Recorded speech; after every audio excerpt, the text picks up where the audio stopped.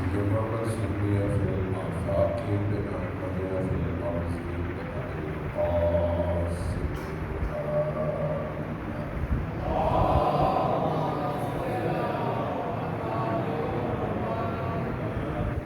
والصلاة والسلام على أولاده الطيبين الطاهرين المعصومين واللعنة الدائمة على أعدائه أجمعين من يوم الحياة إلى قيام يوم الدين.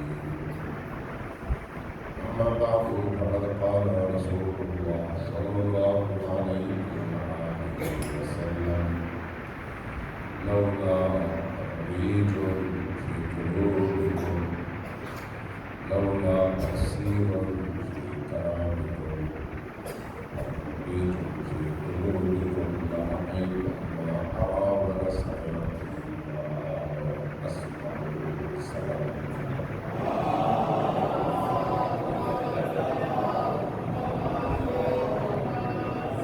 تمام لوگوں کے سارے سوال کے لیے ممکن 3 بار اونچی آواز سے سوال کیجیے گا.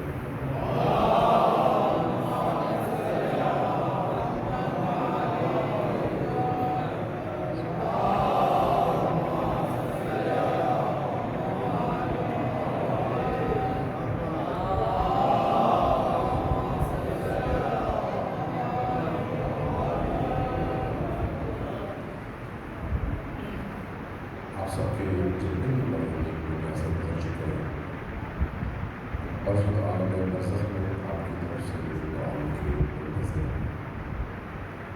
چونکہ برزخ ایک ایسے دسترخوان سے عبارت ہے جہاں پر موجود تمام لوگوں کو 2 ہی چیزیں نصیب ہو سکتی ہیں. ایک وہ جو وہ خود کر کے اور ایک وہ جو اس دنیا میں موجود لوگ کو حساب کرتے ہیں. بڑی ہی عجیب صورتحال ہوتی ہے برزخ کی. اس لیے جب تک یہاں پر ہیں برزخ والوں کو یاد کرتے رہے تاکہ آپ کو بھی برزخ میں جانے کے بعد ادھر والے یاد کر سکیں. اور تمام پڑھنے کے سارے ثواب کے لیے جو بلندی درجات کے لیے خصوصاً 2 کی طرف سے عبداللہ عراقی صاحب اور اسی طرح سے طاہر محسن روزہ پروفیسر محسن رضوی، ان کو بھی اپنی دعاؤں میں اپنے فاتحے کو شامل کریں اور تمام شہداء کو، تمام ان مظلوموں کو جن کو یاد کرنے والا کوئی نہیں ہے، ان سب کو یاد کرتے ہوئے سب کے لیے اصال ثواب کی نیت سے ایک دفعہ سورہ الحمد اور 3 بار سورہ اخلاص کی تلاوت.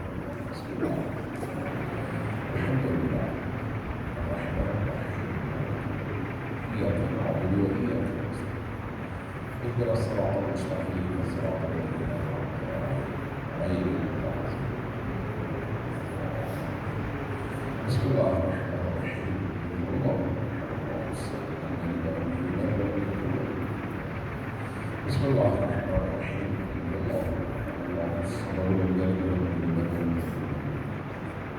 بسم اللہ الرحمن الرحیم اونچی آواز سے سب مل کر بلند سلام بھیجیں.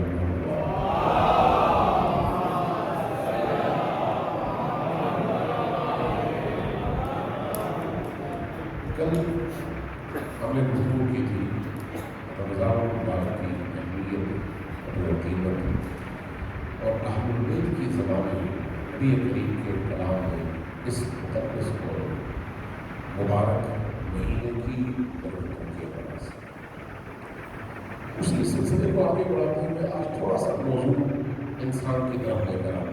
اگر کل مہینہ موضوع تھا کہ مہینہ کیسا ہے، چونکہ ہمارے پاس صرف آج کی رات ہے تو اس لیے اس موضوع کو اگر جاری کرنا چاہے تو ایک اچھا خاصا طویل موضوع ہے اور بڑی اس میں باتیں ہیں، لیکن اس وقت اس کا متحمل نہیں ہے. اس لیے آج ہم انسان کے بارے میں کچھ باتیں کریں جس کا تعلق اس مہینے سے ہے. سب کا سوال جیون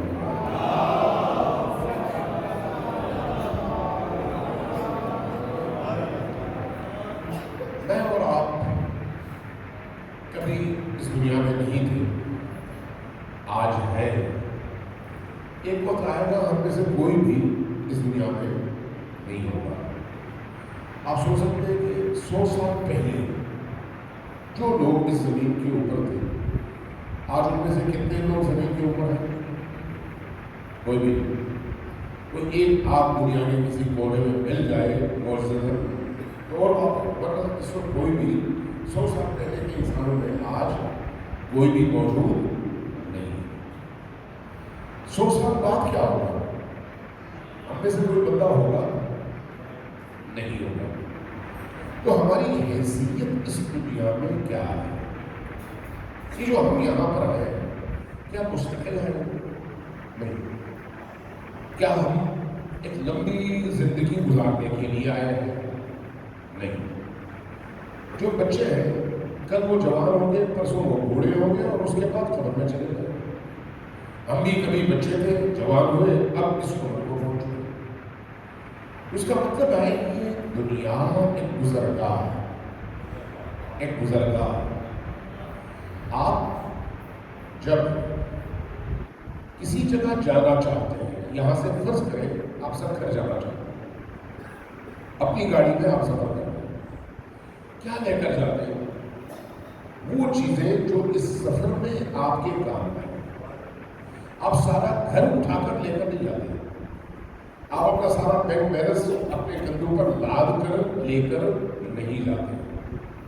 گاڑی میں پیٹرول ہونا چاہیے، آپ کی جیب میں اتنا ہونا چاہیے جس سے رستے میں آپ کو کوئی مشکل پیش آئے تو آپ خرچ کر سکیں اور صحیح سلامت واپس گھر پہنچ سکیں۔ بس اتنا ہی آپ کو زیادہ راہ چاہیے۔ اور یہ کسی نے آپ کو سمجھایا کہ ایسا کرو، کسی نے آپ کو پڑھایا کہ ایسا کرو؟ جب سفر جاؤ تو گھر کے فرنیچر لے کے نہ جانا، بوریا بستر لے کے نہ جانا، گھر میں جتنے بھی سامان ہے وہ گھر ہی میں چھوڑ کے جانا، لے کر نہ جانا۔ کسی نے آپ کو سمجھایا؟ نہیں، کسی نے نہیں سمجھایا۔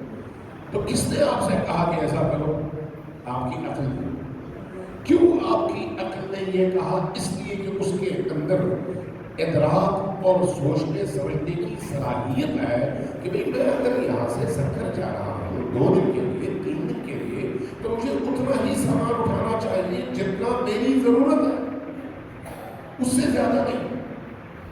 اگر یہ چیز عقل کہہ رہی ہے تو کیا وہی عقل یہ نہیں کہتی کہ مجھے اس دنیا اور زمین کے اوپر یہ جو مجھے 60-70 سال کی زندگی مل رہی ہے، اس 60 اور 70 سال کی زندگی میں بھی مجھے جتنا محنت کرنے کی ضرورت ہے وہ وہی ہے جس کے لیے میں یہاں پر ہوں، اس سے نہ زیادہ نہ کم۔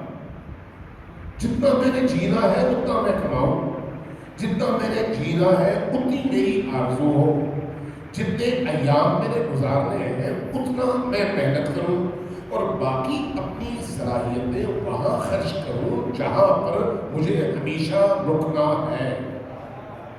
یہ تو عقل کہتی ہے، کسی کے سمجھانے کی ضرورت تو نہیں ہے، یہ عقل سمجھتی ہے اس بات کو۔ ابھی روز آپ کے دوستوں میں، عزیزوں میں، رشتہ داروں میں بچے پیدا ہوتے ہیں، بوڑھے مرتے ہیں، بعض کا جوان بھی مرتے ہیں۔ بچے پیدا ہوتے ہیں آپ سب خوش ہوتے ہیں، جوان کوئی وفات پا جاتا ہے تو آپ کو بڑا افسوس ہوتا ہے۔ جب آپ اس کو دفنانے جاتے ہیں تو کبھی آپ نے اس کے تابوت میں، اس کے کفن میں تراشی لے کر دیکھا ہے کہ وہ اپنے ساتھ کیا لے کر جا رہا ہے، کیا لے کر گیا ہے؟ وہ اپنا یہی جسم لے کر گیا اور 2, 4, 5 گز لٹھے کا کپڑا لے کر گیا، بس، اور تو کچھ لے کے نہیں گیا۔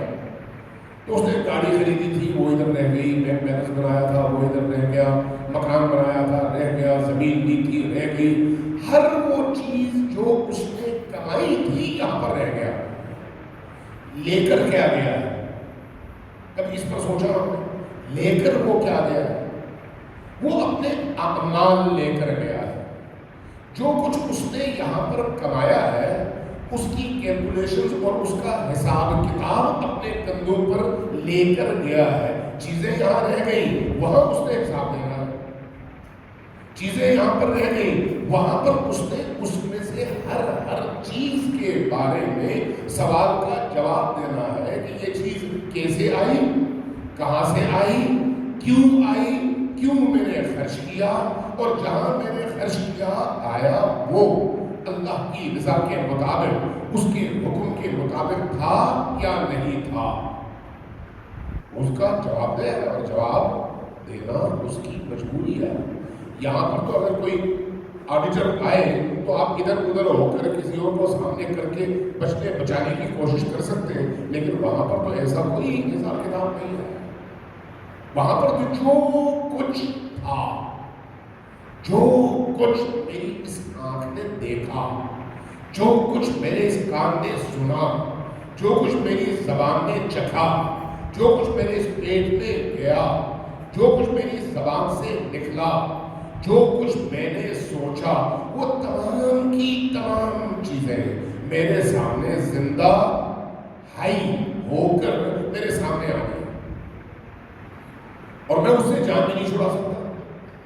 اس لیے قرآن کہتا ہے کہ انسان جب ان اعمال کو دیکھے گا اور اپنے اس حساب اور کتاب کی بک کو دیکھے گا جو اس کے سامنے رکھ دی گئی ہے، تو کہے گا یا اللہ اس میں سے تو کوئی ایسی چیز نہیں ہے جو چھوٹ گئی ہو، ہر چیز موجود ہے، ہر چیز۔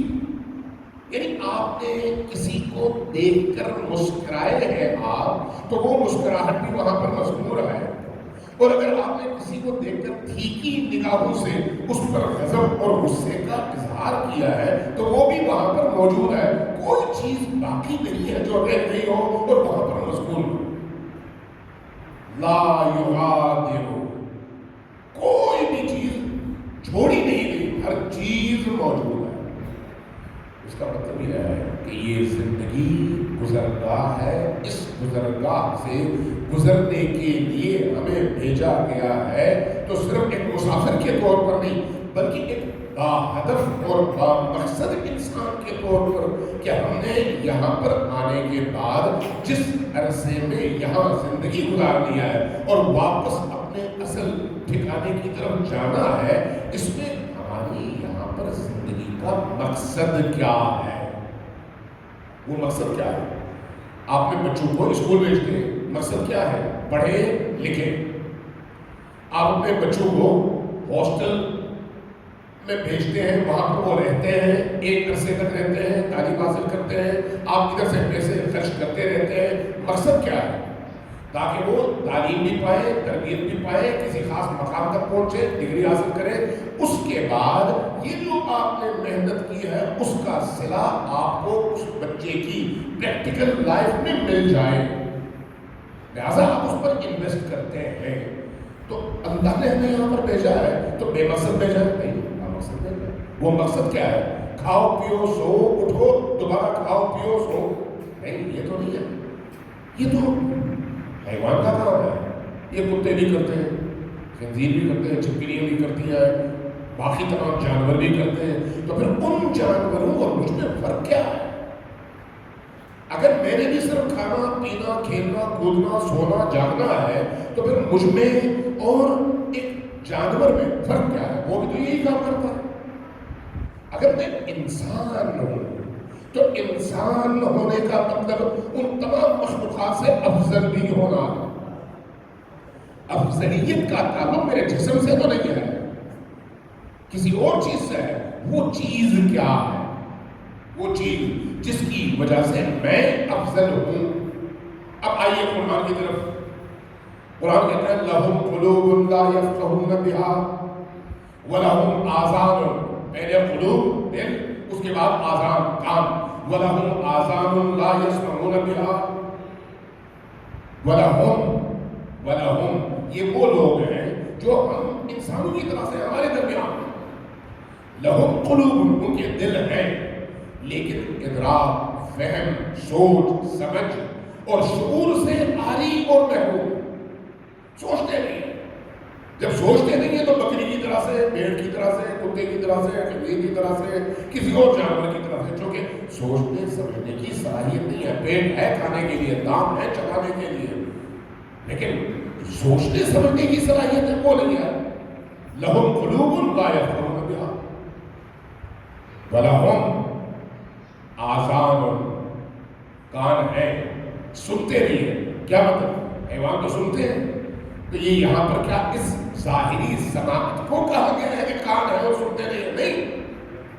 وہ جو حقائق عالم ہے، وہ جو اللہ کا پیغام ہے، وہ جو انبیاء کا پیغام ہے، وہ جو نبی خاتم صلی اللہ علیہ وآلہ وسلم کی تعلیمات ہیں، وہ جو اہل البیت علیہ السلام نے ہم تک اللہ کا پیغام پہنچایا ہے، وہ ان انسانوں تک پہنچتا تو ہے، سنتے تو ہیں، لیکن اس سنے ہوئے کو اپنے اندر جذب کرنے کی بجائے ادھر سے سنتے ہیں ادھر سے نکال دیتے ہیں، اپنی اسی حیوانی زندگی میں گم ہے۔ یہ کان ہے، سنتے نہیں۔ ایسے لوگ کیسے ہیں؟ یہ وہ لوگ ہیں اولئک کالانعام، یہ حیوان ہے، یہ جانور ہے۔ یہ قرآن کہتا ہے، میں نہیں کہہ رہا، یہ جانور ہے، یہ حیوان ہے۔ اولئک کالانعام، یہ جانوروں کی طرح سے، بل ہم اضل، نہیں یہ جانور نہیں بلکہ جانوروں سے بھی بدتر ہیں۔ کیوں؟ اس لیے جانوروں میں تو عقل و شعور نہیں ہے، اس میں عقل و شعور ہے تب بھی وہ حیوان کی طرح ہے، تو پھر اس سے بدتر ہے۔ اس کا مطلب یہ ہے کہ انسان کو حیوان سے الگ کرنے والی چیز اس کا شعور ہے، اس کا ادراک ہے، اس کی سمجھ ہے، اس کی سوچ ہے، اس کی عقل ہے۔ وہ سوچتا ہے، وہ جانتا ہے، وہ علم حاصل کرتا ہے، وہ معرفت حاصل کرتا ہے، وہ اچھے اور برے میں تمیز کرتا ہے، اچھے کو اپناتا ہے، برے سے اجتناب کرتا ہے، نتیجتاً وہ انسان ہے۔ یہ وہ انسان۔ اب اسی انسان کو اللہ تبارک و تعالیٰ نے ایسے کمالات سے آراستہ کیا، یعنی اس کے اندر پوٹینشل موجود ہے، صلاحیت موجود ہے، استعداد موجود ہے، وہی انسان ہے، اسی پیکر خاکی میں، اسی بدن کے ساتھ۔ لیکن انسان اور انسان میں آسمان زمین کا فرق ہے۔ ایک انسان وہ ہے جس کو اللہ نے قرآن کریم میں فرمایا محمد الرسول اللہ، وہ محمد بھی انسان ہے جس کو اللہ نے اپنا رسول بنا کر بھیجا ہے، تمام انسانوں سے برتر، وہ انسانیت کا اعلیٰ ترین مرکب، اعلیٰ ترین نمونہ۔ اور دوسری طرف ابو جہل بھی انسان ہے، ابو لہب بھی انسان ہے، یزید بن معاویہ بھی انسان ہے، یزید بھی انسان ہے۔ اس انسان اور اس انسان میں فرق کہاں پر ہے؟ جسم دونوں کا وہی ہے، ادھر بھی ہاتھ ہے ادھر بھی ہاتھ ہے، ادھر بھی سر ہے ادھر بھی سر ہے، ادھر بھی پیٹ ہے ادھر بھی پیٹ ہے، ادھر بھی داڑھی ہے ادھر بھی داڑھی ہے۔ کون سی چیز ہے جو اس انسان کو اعلیٰ ترین اور اس انسان کو بہترین قرار دیتی ہے؟ وہ اس کے باطن کی پاکیزگی ہے، باطن کی پاکیزگی۔ وہ پاکیزگی ہے تو انسان اگر کالا ہے، لنگڑا ہے، لولا ہے، اندھا ہے، بہرا ہے، لیکن ان تمام آنکھ والوں اور صحت والوں سے کروڑوں درجے بہتر ہے جن میں یہ تمام نعمتیں ہونے کے باوجود وہ جانور ہے۔ اور اگر یہ صلاحیت نہیں ہے تو پھر تمام تر نعمتوں کے ہونے کے باوجود وہ انسان نہیں ہے، جانوروں سے بدتر ہے۔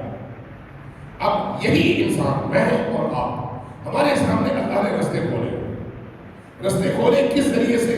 دو بنیادی ذرائع جن کی بنیاد پر انسان کو اس مقام تک پہنچانے کا اللہ نے وعدہ کیا۔ دو ذرائع، ایک آپ کا عمل، جیسے آپ نماز پڑھتے ہیں، روزہ رکھتے ہیں، زکوٰۃ دیتے ہیں، خمس دیتے ہیں، سچی بات کرتے ہیں، حلال کھاتے ہیں، محنت کرتے ہیں، حلال کی کماتے ہیں، حلال کی کمائی سے خود بھی پلتے ہیں، بچوں کو بھی پالتے ہیں، ہمسایوں کو بھی کھلاتے ہیں، غریبوں کو بھی دیتے ہیں، محتاجوں کو بھی دیتے ہیں، کسی راہ بزرگ کو بھوک لگی تو اس کی بھوک مٹاتے ہیں، کسی کو پیاس لگی تو اس کی پیاس مٹاتے ہیں، کسی کے پاس کپڑے نہیں ہیں تو اس کو کپڑے فراہم کرتے ہیں۔ کوئی شخص کسی بھی حوالے سے مجبور ہو کر آپ کے سامنے ہاتھ پھیلاتا ہے تو آپ اس کو اللہ کا بھیجا ہوا مہمان سمجھ کر سینے سے لگاتے ہیں اور اپنے کھانے میں اس کو شریک کرتے ہیں۔ یہ الہی انسانی قرآنی ویلیوز ہیں، یہ انسانیت کی علامت ہے۔ دوسری طرف جیسے ہمارے عام سیاستدانوں کا آپ نے دیکھا ہوگا، آخری وقت تک غریب کا آخری نوالہ بھی چھیننے کی کوشش کرتے ہیں کہ میرا بچہ تو سونے سے کھیلے اور غریب کا بچہ دو لقموں کے لیے ترستا رہے۔ ذخیرہ اندوز اسی طرح سے، جیسے آج کل آپ دیکھتے ہیں جیسے رمضان مبارک شروع ہوتا ہے 100 روپے کی چیز 400 روپے میں بکتی ہے، کون بیچتا ہے؟ کافر نہیں، مسلمان کون؟ وہی جس نے روزہ رکھا ہے۔ استحصال کس کا کرتا ہے؟ اس بیچارے اللہ کے کمزور غریب مخلوق کا، جس کی ضرورت ہے 2 کیلے کھانا، لیکن وہ اتنا مہنگا کر دیتا ہے اپنے چند خواہشات کی تکمیل کی خاطر کہ وہ بندہ ان کیلوں سے اپنا یا اپنے بچے کا پیٹ نہ بھر سکے۔ خود روزہ دار ہے، خود نماز بھی پڑھتا ہے، تو کیا یہ نماز اس کو انسان بنا سکی؟ نہیں۔ یہ روزہ اس کو انسان بنا سکا؟ نہیں۔ اس کا مطلب یہ ہے کہ یہ جو عبادتیں ہیں، عبادتیں ہی ہدف نہیں ہیں، بلکہ ان عبادتوں کے پیچھے جو ہدف ہے وہ اس انسان کو انسان بنانا ہے۔ انسان بنے تو عبادت ہے، انسان نہ بنے تو وہ عبادت ایکسرسائز ہے، عبادت نہیں ہے۔ عبادت نہیں ہے۔ مثلا قرآن کریم میں آپ پڑھتے ہیں ان الصلاۃ تنہی عن الفحشاء والمنکر، نماز فحشاء بے حیائی منکرات برائیوں سے روکتی ہے۔ جو شخص صفحے اول میں نماز پڑھتا ہے باہر جا کر 100 روپے کی چیز 200 میں بیچتا ہے، وہ منکر کر رہا ہے، تو اس نماز کو کیوں نہیں روکا؟ کیوں نہیں روکا؟ اس لیے کہ اس کی یہ نماز نہیں تھی، ایکسرسائز تھی، اس لیے نہیں روکا۔ اگر نماز ہوتی تو وہ جب اپنے معبود کی بارگاہ میں کھڑا ہو کر کہتا ہے اللہ اکبر کہ خدایا تو سب سے بڑا، جب وہ اس کے سامنے رکوع میں کہتا ہے سبحان ربی العظیم، میرا رب سب سے عظیم ہے، جب وہ سجدے میں کہتا ہے سبحان ربی الاعلی، میرا رب تمام موجودات سے اعلیٰ اور عرفہ ہے، جب وہ تشہد میں بیٹھ کر کہتا ہے استغفر اللہ ربی واتوب الیہ، خدایا مجھ سے اگر کہیں کوتاہی ہوئی تو مجھے معاف فرما دے، دوبارہ میں ایسی خطا نہیں کروں گا۔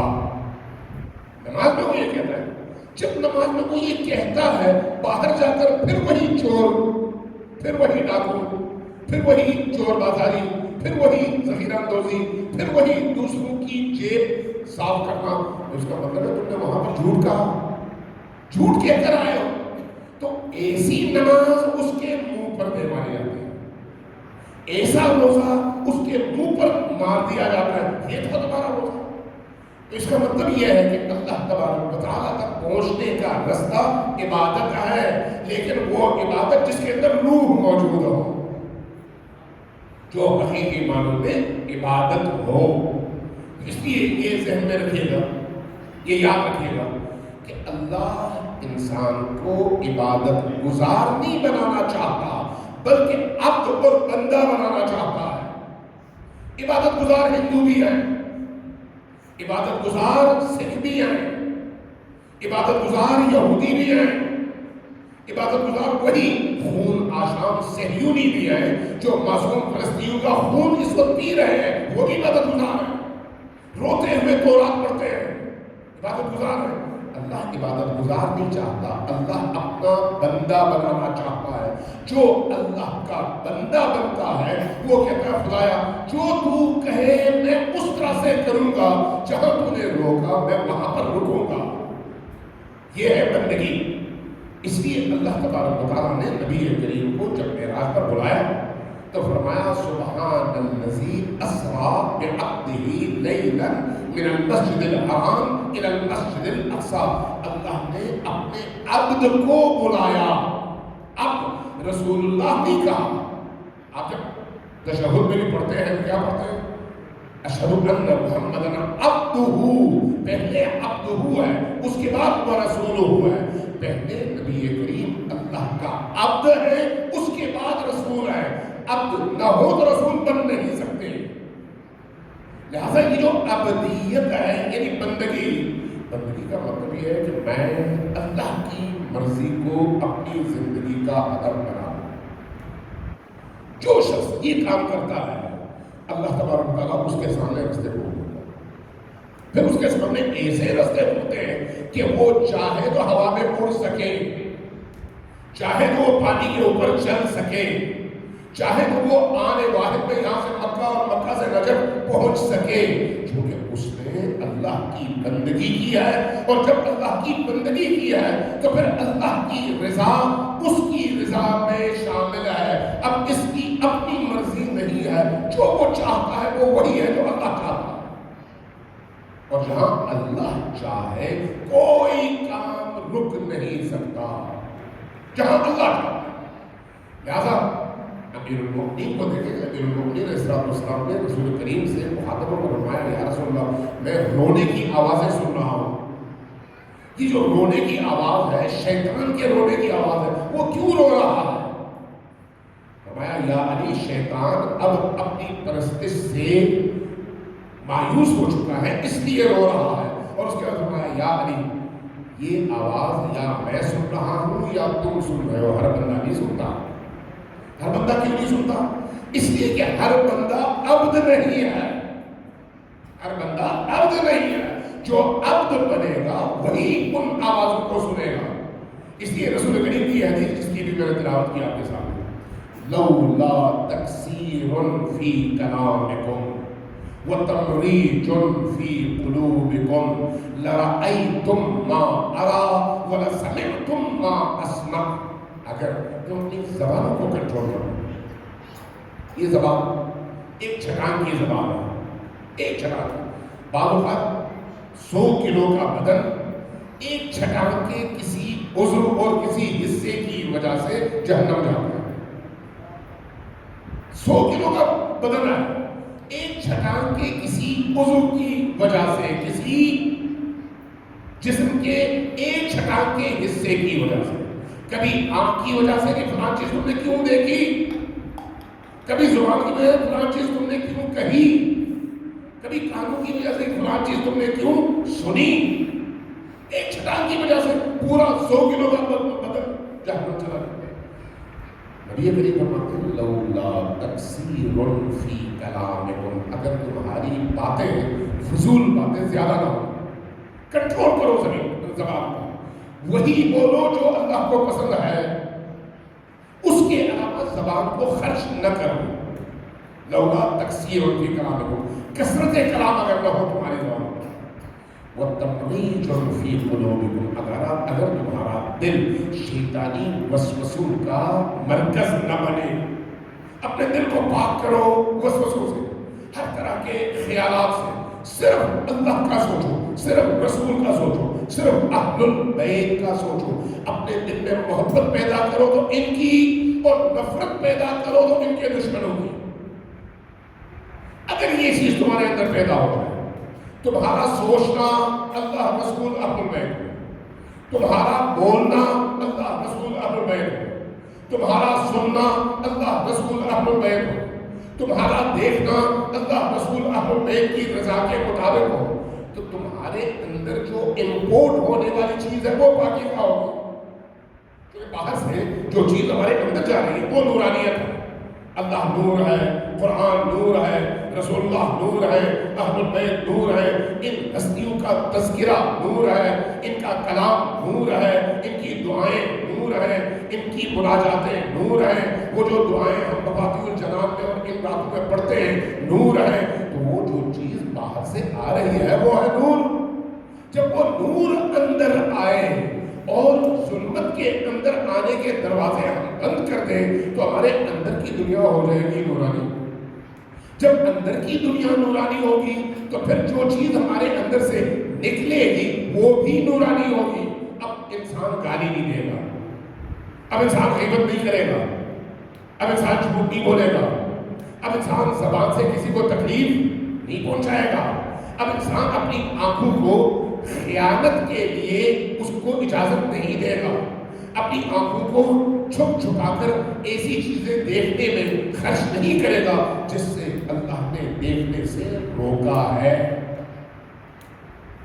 اگر میرے ہاتھ میں موبائل ہے اور آپ کے ہاتھ میں، کبھی سوچیں یہ جو موبائل ہمارے پاس ہے، پاسورڈ لگا ہوا نہ ہو، کسی کے ہاتھ میں چلا جائے، آپ کے اندر ایک تشویش اور خوف کی کیفیت پیدا ہوتی ہے یا نہیں، کہ اس کو یہ نہ پتا چلے کہ اس میں کیا ہے۔ اگر تشویش پیدا ہوتی ہے تو یہ تشویش دو طرح کی ہے، ایک یہ کہ بھئی میں نے جو چیزیں دیکھی ہے اس کے ریکارڈ میں موجود ہے، اس کو پتا چلے کہ میں نے اس کو کہاں کہاں استعمال کیا ہے تو میری عزت ختم ہو جائے گی۔ اس کا مطلب ہے میری تنہائیاں بڑی گندی اور نجس تھی، وہ جو میری نجاست کی تنہائیاں ہیں وہی بتاتی ہیں کہ میرے اندر نور ہے یا ظلمت ہے۔ لیکن اگر میرا موبائل پاک ہے، میرا موبائل صاف ستھرا ہے، میرے موبائل میں ہر وہ چیز ہے جو دوسروں کی نورانیت کا سبب ہے، تو مجھے کبھی بھی غم، پریشانی، اضطراب اور ایسی کیفیت میرے اندر پیدا نہیں ہوگی جس سے میں ڈر جاؤں کہ اب اگر اس کو پتہ چل جائے تو کیا ہوگا۔ یہ ایک چھوٹی سی علامت ہے، چھوٹی سی علامت۔ امیر المومنین کا ایک جملہ ہے، اگرچہ چھوٹا سا جملہ ہے لیکن عجیب جملہ ہے، فرمایا لو تکاشفتم ما تدافنتم، اگر تم ایک دوسرے پر کھل جاؤ یعنی تمہارے اسرار کھل جائیں، پردے ہٹ جائیں، تمہارے اندر کا انسان نظر آنے لگے۔ فرمایا لو تکاشفتم، کشف کسی بند چیز کے کھلنے کے معنی میں، فرمایا لو تکاشفتم ما تدافنتم، ایک دوسرے کو دفن کرنے کے لیے بھی تم تیار نہیں ہوگے۔ کیا مطلب ہے اس کا مطلب کیا ہے؟ ایک ہے ہماری یہ باڈی، جسم، ایک ہے اندر کی روح، اندر کی روح۔ بعض مولوی حضرات، میں نام نہیں لیتا، اہل بیت کے بڑے سخت دشمن تھے اور ہمیشہ اپنی ناصبیت کی وجہ سے اہل بیت کو نشانہ بناتے ہیں۔ جب وہ مرے تو ان کے بدن کی بدبو اور ان کے چہروں کا مسح ہونا ایسا تھا کہ ان کو بند تابوتوں میں ہسپتالوں سے لایا گیا اور آخری دیدار کے طور پر کسی کو نہیں دکھایا گیا، چونکہ اتنے وہ مسح ہو چکے تھے۔ صرف بدن نہیں، روح مسح، کتے کی روح، خنزیر کی روح، سانپ کی روح، اژدہا کی روح، جیسا اس کا عمل ویسا اس کی روح، جس طرح کا عمل ویسا اس کا باطنی انسان۔ اس لیے یاد رکھیں، انسان صرف جسمانی حوالے سے پروان نہیں چڑھتا، روح کے حوالے سے بھی پروان چڑھتا ہے۔ یہ جو معصوم بچے ہیں اور ان کی روحیں بھی انسانی ہیں، کیوں؟ اس لیے کہ انہوں نے کوئی گناہ نہیں کیا، کوئی غلط چیز استعمال نہیں کی، کوئی غلط چیز اندر امپورٹ نہیں کی۔ بچے من کے سچے، جو اندر کوئی باہر۔ لیکن جب بلوغت کے بعد ایک انسان جھوٹ بولنا شروع کر دیتا ہے تو سیاہی اندر داخل ہونا شروع ہو جاتی ہے، حرام کھانا شروع کر دیتا ہے تو اندر سیاہی داخل ہونا شروع ہو جاتی ہے، زبان حرام میں استعمال ہونا شروع ہو جائے، سیاہی اندر داخل ہونا شروع ہو جاتی ہے۔ آہستہ آہستہ یہ جو روح کی تربیت ہے، اس روح کی تربیت کی وجہ سے جس طرح کی صفات ہمارے اندر راسخ اور مضبوط ہوتی چلی جاتی ہیں، ہم اس طرح کے موجود بنتے چلے جاتے ہیں۔ اب اگر کوئی شخص ہمیشہ دوسروں کو زبان سے نقصان پہنچاتا ہے، تکلیف پہنچاتا ہے، تو جانوروں میں تلاش کرے وہ کون سا جانور ہے جس کی زبان سے دوسروں کو تکلیف پہنچتی ہے۔ آپ کو کتا ملے گا، آپ کو سانپ ملے گا، آپ کو بچھو، آپ کو اژدہا، اس طرح کے جانور ملیں گے جن کی زبان دوسروں کو تکلیف پہنچاتی ہے۔ اب اگر پردہ ہٹے تو آپ کو وہ شخص اندر سے سانپ، کتا، بچھو نظر آئے۔ اور اگر کوئی بے حیا، بے حیائی جنسی حوالے سے، سیکس کے حوالے سے، اگر کوئی بے حیا ہے تو بظاہر اس کا جسم تو ہے لیکن پردہ ہٹے تو آپ کو وہ خنزیر ملے گا، اس لیے کہ خنزیر بے حیا ترین جانور ہے، بے حیا ترین جانور۔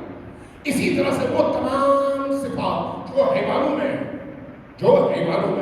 جب انسان اپنے کھانے کے ساتھ ساتھ جو کھانا بدن کو ملتا ہے، اپنی روح کو جو خوراک پہنچاتا ہے، اس خوراک میں اگر احتیاط نہ کرے تو اس کی روح وہ حیوانی روح بن جاتی ہے۔ رمضان المبارک اسی انسان کو اس حیوانی روح سے نجات دلا کر انسانی روح میں ڈھالنے کے لیے ایک مقدمہ اور ایک مقام اور ایک امتحان اور ایک موقع ہے جو اللہ نے ہمیں فراہم کر دیا. آپ جب بھوکے رہتے ہیں تو اندر کو آپ کمزور کرتے ہیں، پیاسے رہتے ہیں تو اس حیوان کو کمزور کرتے ہیں. جب جھوٹ نہیں سنتے تو اندر کی تطہیر ہو رہی ہوتی ہے. جب آپ جھوٹ نہیں بولتے تو اندر کی تطہیر ہو رہی ہوتی ہے. جب آپ حرام کھانے سے خود کو منع کرتے ہیں تو اندر کی تطہیر ہو رہی ہوتی ہے. ہوتے ہوتے ہوتے عید کی رات آپ اپنے آپ کو پوری طرح سے پاکیزہ کر کے عید کی صبح اللہ سے کہتے ہیں خدایا اب مجھے انعام چاہیے، میں نے اپنے اندر کے انسان کو پاک کیا ہے، اس کو انسان بنایا ہے. تو یہ جو تربیت ہے یہ اس لیے نبی کریم کا یہ فرمایا کہ من اخلص للہ 40 صباحا جرت ینابیع الحکمت من قلبہ الی لسانہ یا علی لسانہ. جو شخص صرف 40 دن اپنے آپ کو پاک کرے، اپنے آپ کو خالص کرے اللہ کے لیے، صرف 40 دن، ان 40 دنوں کی پاکیزگی کی وجہ سے اللہ تبارک و تعالیٰ اس کے اندر حکمت کے ایسے چشمے جاری کر دیتا ہے کہ وہ جب زبان سے کچھ بولتا ہے تو وہ اس کا بولا ہوا اللہ کی طرف سے حکمتیں ہوتی ہیں. کیوں؟ اس لیے کہ اندر پاک ہے. برتن میں جو کچھ ہوگا وہی باہر آئے گا. اندر پاکیزگی ہوگی تو باہر پاکیزگی آئے گی، اندر نجاست ہوگی تو باہر بھی نجاست آئے گی. اس سے آپ اندازہ لگا دیں کہ ہماری یہ جو محفل ہے، چاہے آپ اس کو مجلس کا نام دیں، درس کا نام دیں، کسی اور چیز کا نام دیں، محفل کا نام دیں، اگر ان محافل و مجالس کے نتیجے میں ہم اہل البیت علیہ الصلوۃ والسلام کے ان کرداروں کے قریب تر ہو سکے تو ان مجالس کا مقصد حاصل ہو گیا. مجالس صرف ظاہری طور پر کچھ عبادات کی بجاوری کا نام نہیں ہے. جس طرح سے نماز صرف صف میں کھڑے ہونے کا نام نہیں ہے. نماز صرف چند عبادتوں اور چند جملوں کی ادائیگی کا نام تو نہیں ہے. اپنی روح کو اللہ کی بارگاہ میں پیش کرنے کا نام ہے. یہی کیفیت عزاداری کی ہے. عزاداری سید الشہداء میں جب آپ حسین ابن علی علیہ السلام کی بارگاہ میں ان کے غم میں شریک ہوتے ہیں، ان کے دکھ میں شریک ہوتے ہیں، ان کی عذاب میں شریک ہوتے ہیں، ان کے مسائل میں شریک ہوتے ہیں، تو اس مصیبت میں، دکھ میں، غم میں، درد میں شریک ہونے کا مطلب کیا ہے؟ آپ کی روح حسینی بنے، آپ کی فکر حسینی بنے، آپ کی آنکھ نگاہ حسینی بنے، آپ کی زبان حسینی بنے. نتیجتاً وہ مجلس جو انسان کو اس طرح سے حسینی بنا دے